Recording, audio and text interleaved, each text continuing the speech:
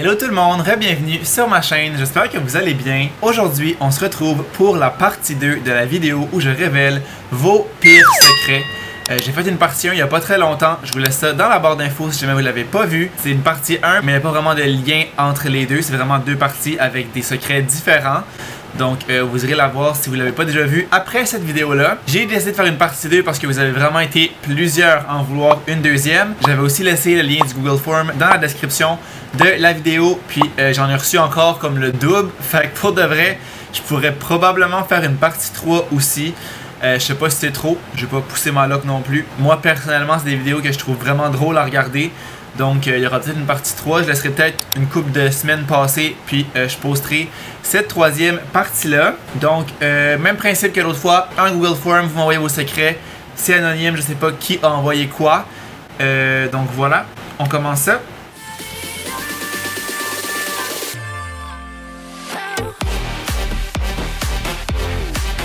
Quand j'étais en secondaire 2, je suis tombé en amour avec un gars de ma classe, genre le coup de foudre. Et je lui ai jamais dit ou même parlé. Je l'ai aimé tout mon secondaire sans jamais lui avoir dit. Aujourd'hui, j'y pense encore. Des fois, je le regrette un peu. T'as peut-être passé à côté de l'homme de ta vie. Ou peut-être qu'il t'aurait tout simplement cancel. Mais chose sûre, t'aurais dû faire un minimum de moves parce que tu vas juste jamais le savoir. Comme t'as dit, tu y penses encore puis tu le regrettes. Au moins si t'avais essayé quelque chose, t'aurais eu une réponse claire, un oui ou un non. Mais au moins tu serais pas dans l'incertitude et dans l'intrigue de savoir qu'est-ce que ça aurait pu être. Fait que leçon de ce secret, si vous aimez quelqu'un, bitch, make your moves. C'est là. Même si t'es une fille, c'est pas juste les gars qui font un premier move. Ça peut être les filles aussi des fois. Parce que celle-là, elle a peut-être passé à côté de l'homme de sa vie. Don't do this at home. Faites des moves, la gang. C'est pas un gros secret, mais j'aime un gars, puis ce gars-là, c'est l'ex à deux de mes super bonnes amies, puis je veux leur avouer, mais je sais pas comment. Fait que c'est l'ex de deux de tes bonnes amies. Fait que ma question, c'est, est-ce que... J'ai remarqué que je disais full souvent ça dans la dernière vidéo. Ma question, c'est que... Mais c'est ça ma question. Si les deux amis se connaissent, ça veut dire que pendant un moment, il y en a une qui a sorti avec l'ex de son ami. Donc logiquement, ça devrait pas les déranger. Je pense que toi tu le fasses. Sinon, il y en a une qui est vraiment conne parce que c'est exactement ce qu'elle a fait. Mais moi, personnellement, j'aurais de la misère de sortir avec quelqu'un qui est en relation avec... Mais là, une amie, ça marche pas parce que on a un problème d'orientation sexuelle ici. Mais mettons... Un de mes bons amis, je pourrais pas sortir avec un de ses ex. Ça serait juste wack. Ça serait juste wack en tabarnak. Je veux que mon chum soit en quelque sorte ami avec mes amis. C'est sûr qu'il va finir par les rencontrer et puis passer du temps avec eux. Fait que là, ce serait son ex. Fait... Malaise. Non. Je pense que... Peut-être que tes amis n'auraient pas de problème avec ça. Étant donné qu'il y en a une qui l'a déjà fait, si c'est des amis communes. Puis sinon, honnêtement, je sais pas quoi te dire. Je sais vraiment pas quoi te dire. Je travaillais dans un camping où les chiffres du soir se faisaient seuls à la réception. Donc lors d'une soirée où le camping était calme, j'en ai profité pour sneaker mon copain dans la salle de bain du bureau d'accueil pour lui faire une fellation. Ouh là là! Ben sérieux, why not là? J'imagine que dans un camping le soir, tu dois absolument rien calisser. Fait, girl or boy, have fun. Girls just wanna have fun, you know? Fait, pour vrai, si tu calisses rien, y a pas de mal à se faire du bien, honnêtement.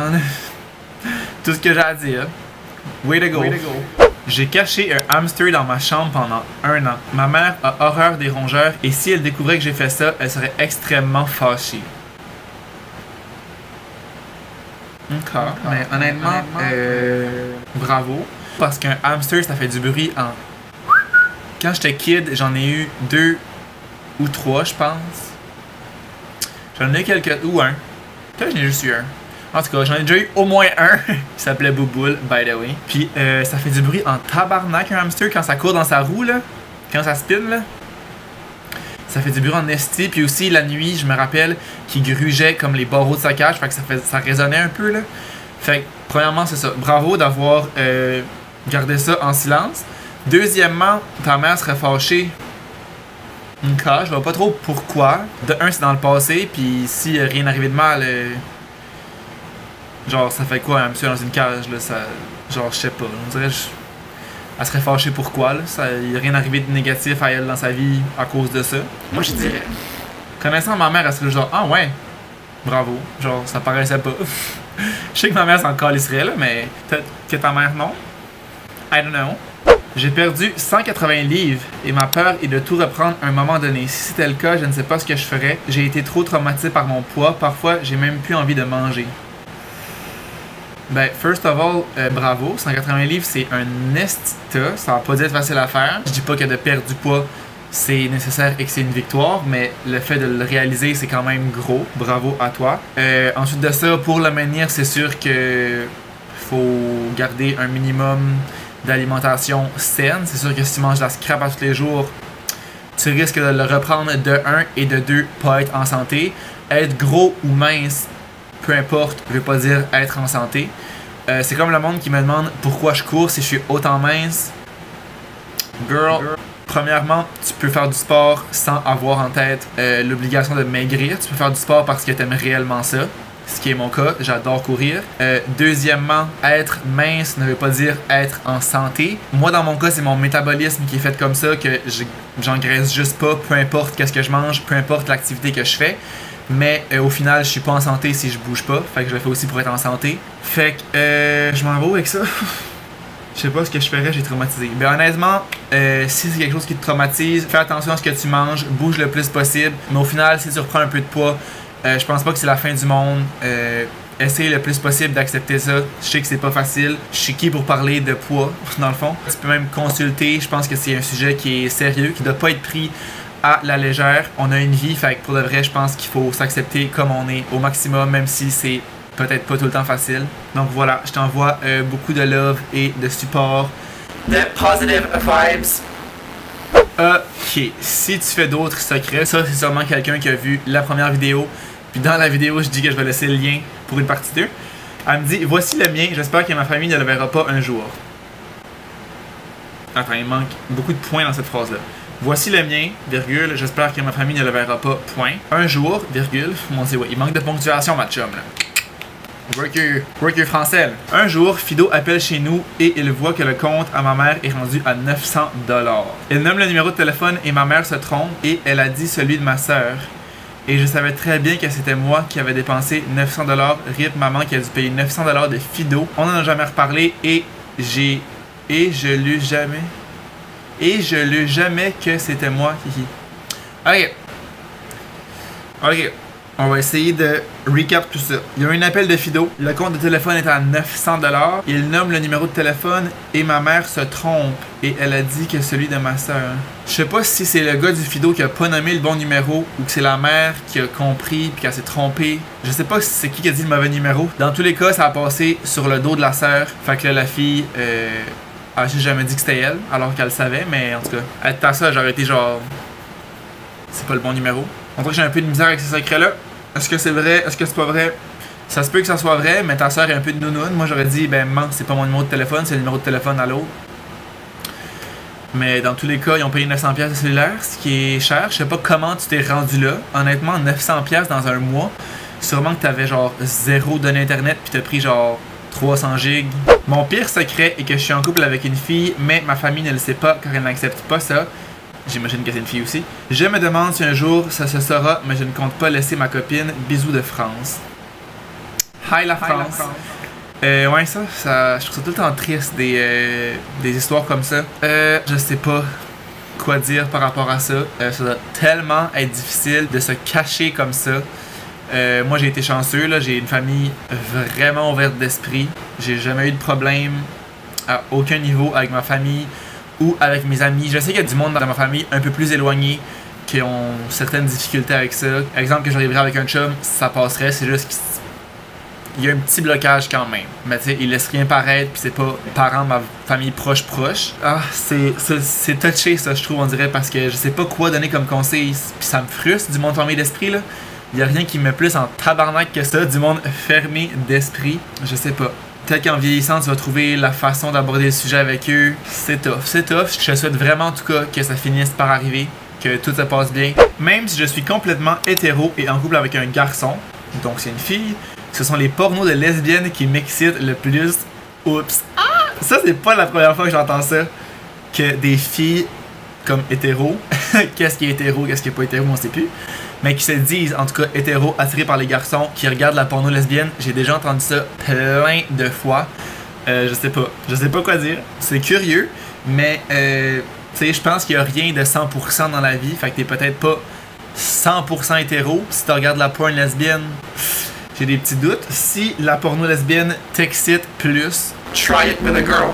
Essaye avec une fille, honnêtement, t'as rien à perdre. Au pire, t'aimeras pas ça, mais comme t'as rien à perdre d'essayer, puis peut-être que ça va être une découverte. Si toi t'es down pour ça, d'essayer avec une fille, proposer à ton chum, puis au pire il te dira non, mais...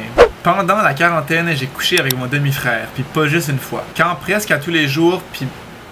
Quoi?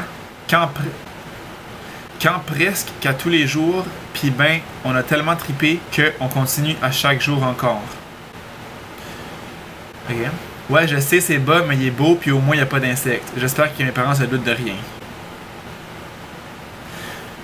Ça, mettons, si c'est ton demi-frère, genre, vous avez aucune parenté, là, pas demi-frère, genre un parent pareil, juste, pas la même mère, pas le même père, c'est juste vos parents qui vous ont eu avant dans des vies séparées, puis que là, vos parents sont ensemble. C'est ton demi-frère, mais dans le fond, vous avez pas vraiment de parenté, fait que... C'est un peu wrong parce que vous habitez ensemble, mais en même temps, vous avez aucune parenté. Fait que, s'il est beau, si vous avez du fun, ben honnêtement, continuez. Encore une fois, il n'y a pas de mal à se faire du bien, Chris, vous faites du mal à personne. C'est juste, c'est un peu malaisant, parce que vous êtes demi-frères, mais comme j'ai dit, vous n'êtes pas des réels demi-frères genre de sang. Là. Legit, c'est comme coucher avec son voisin, mais c'est juste que vous habitez ensemble. Parce que vos parents habitent ensemble. C'est peut-être ton ex-boyfriend, là. Seule affaire, peut-être, on dirait la première fois, ça devait être quand même malaisant. Parce que mettons que ça, je sais pas, ça fait combien de temps que vous habitez ensemble, mais si ça fait genre 5 ans que vous avez grandi ensemble, là c'est un peu comme ton frère. Fait que ça dépend de beaucoup de trucs, je pense. Quand j'étais jeune, genre 8-9 ans, moi et mon ami, on prenait des pull-ups ou des couches pour bébé. Ben c'est la même chose, me semble. Pull-up, c'est pas genre une marque de couche. Anyways, juste pour le plaisir de faire pipi dedans. On les mettait et on le faisait. Quand j'y repense, c'était vraiment bizarre. Ben ouais. C'est bizarre. J'avoue que c'est bizarre. Je vois pas c'est quoi le trip de se pisser dessus, honnêtement. Là. À part que c'est chaud, peut-être.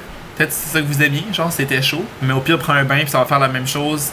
De 1, ça gaspillera pas une couche. De 2, ça va être calissement moins écœurant. Tu seras pas plein de pisse, ça va être de l'eau chaude. Mais ouais, ça je pense que c'est justement des trucs que tu fais quand t'es enfant, sans trop penser comme à ce que tu fais, mais au final ça a juste aucun sens.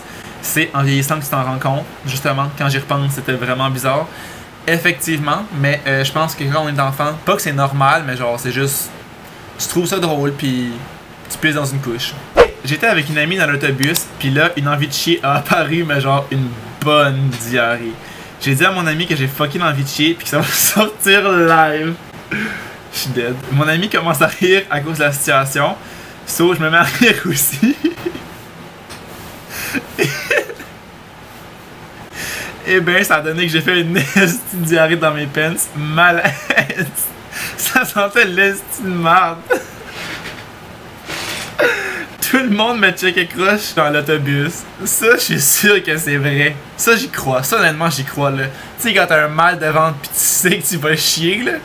Pis là, c'est sûr que le fait de rire, genre, c'est sûr qu'elle a chié, là. C'est sûr qu'elle s'est chié dessus, là. Moi, j'aurais aimé savoir quel âge que t'avais. Est-ce que c'est drôle, ça? Fucking drôle. Imagine la fille est pleine de merde dans le bus. Ah, ça devait être gênant. Pauvre toi. Là, j'essaie de regarder qu'est-ce qui reste vite fait comme secret pour avoir les meilleurs parce que ça fait déjà un bout que je filme, mais il y en a tellement de bons. Ok, on va y aller pour lui. C'est vraiment gênant et réel. Je revenais d'un gros souper au resto, côte levée, aile de poulet, etc. Sur l'autoroute, j'ai commencé à me sentir vraiment pas bien, du genre que ça allait sortir par le bas au plus crisse. Je trouve ça drôle des histoires de marge, de quel âge? J'ai pas eu le temps de rien faire, que j'ai eu la diarrhée pendant que je conduisais. Genre que ça a sorti sous mes pantalons dans mes bas. J'étais à 25 minutes de chez nous. Mon chum était à côté de moi et j'ai ouvert la fenêtre pour pas qu'il remarque. On s'était chicané juste avant, donc on s'est pas parlé du trajet. Le lendemain, je te laisse imaginer la tache sur le banc.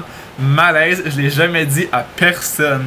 Ça, si c'est vrai, comme qu'elle dit, là, bravo qu'il a rien remarqué. Ou il a juste fait comme si il avait pas remarqué parce que je peux pas croire que si tu t'es chié dessus puis que ça a sorti par le bas de tes culottes, ça devait sentir le tabarnak dans l'auto, même si tu as ouvert ta fenêtre. Là. Ça devait sentir le cadavre. Là. Puis oui, j'imagine la trace que ça a laissé sur ton banc. Au pire, ça a sûrement jamais parti. Une bonne trace de marde de même. Là. Ouais, ça c'était cœur. Ok, là, faut vraiment que j'arrête de filmer. Ça fait un bout que je filme. J'ai 12 secrets qui est le même nombre que j'avais dans la vidéo 1. Puis je pense que j'ai un peu plus parlé. Parce que ça fait un peu plus longtemps que je filme. Je veux pas que la vidéo dure comme une demi-heure non plus. Il reste encore quelques secrets, mais ouais. On dirait que j'ai pas poussé ma loc non plus de comme en faire trop. Parce que là, en moment donné, c'est bien beau les secrets, là, mais on va passer à un autre sujet. Si jamais vous voulez une partie 3, who knows? Laissez-le moi savoir encore dans les commentaires. Sinon, c'est vraiment correct aussi. Là. Je comprends qu'à un moment donné, des secrets, c'est bien beau, mais on va passer à d'autres choses. C'est juste que je vois qu'il en reste encore des intéressants. Fait que voilà, vous me laisserez savoir ça. Encore une fois, je vais laisser le lien du Google Form dans la bio si vous voulez une partie 3, que vous voulez m'envoyer d'autres secrets. Le lien sera là si jamais je décide de faire une partie 3. J'espère que vous avez aimé la vidéo. Si c'est le cas, n'oubliez pas de laisser un thumbs up, de vous abonner à ma chaîne si ce n'est pas déjà fait. Puis nous, on va se revoir dans une prochaine vidéo. Ciao!